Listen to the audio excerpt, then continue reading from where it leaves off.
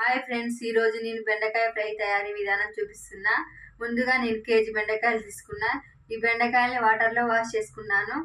క్లాత్లోని బెండకాయలు వేసుకొని మొత్తం తడి లేకుండా పొడిగా బంక జిగురు లేకుండా ఈ బెండకాయలు తూడ్చుకోవాలి.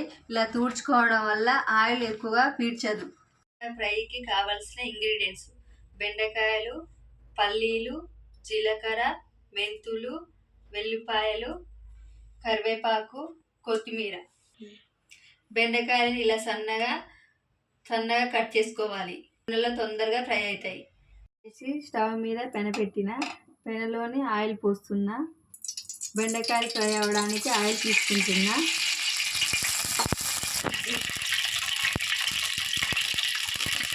బెండకాయలు నూనెలో వేసుకుంటున్నా. బెండకాయలు ఫ్రై చేయడానికి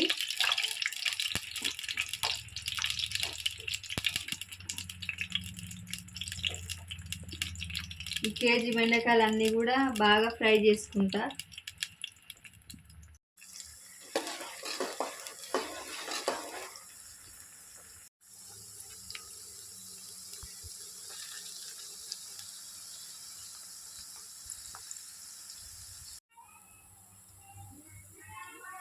ఇలా ఫ్రై అయ్యాక ఇలా ఫ్రై చేసుకోవాలి. ముక్కల్ని ఇలా ఫ్రై అయ్యాక ఒక బౌల్లోకి తీసుకొని ఈ ముక్కల్ని అందులోకి వేసుకోవాలి.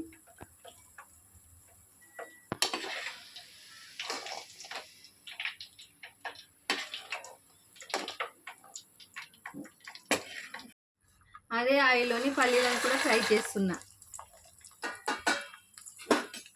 ఆ పల్లీలని ఆయిల్లో ఇలా కలుపుతున్నా.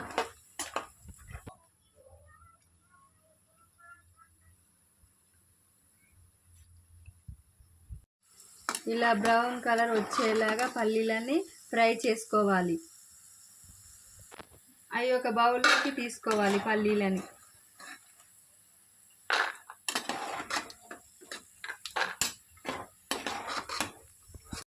అదే ఆయిల్లోని ఎల్లిపాయ ముద్ద వేసుకోవాలి.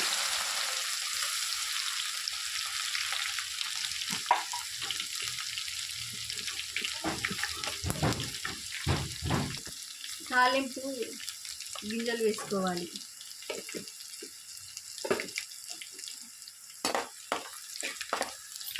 పోపునిగా కలపాలి. కరివేపాకు వేసుకోవాలి.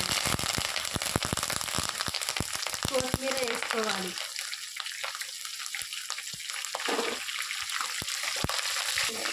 ఈ ప్రాసెస్ మొత్తం మంటని సిమ్లో పెట్టి చేసుకోవాలి, లేకపోతే తాలింపు పోపు మాడిపోతుంది.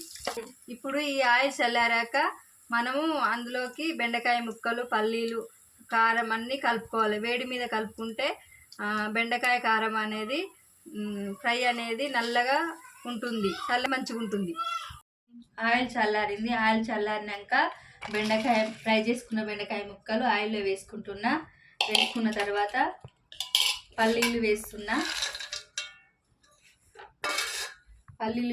వేస్తున్నా.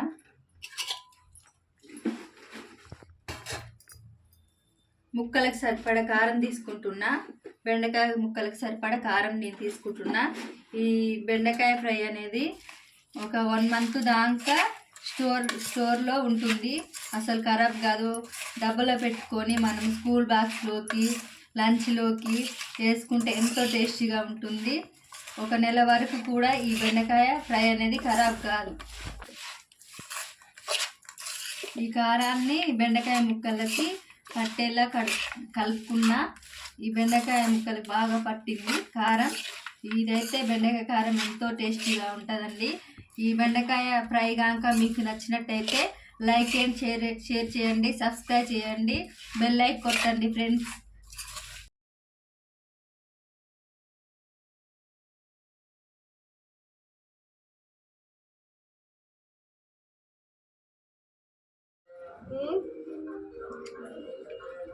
सुपर स्टार टाइगर कामेंट करेंगे।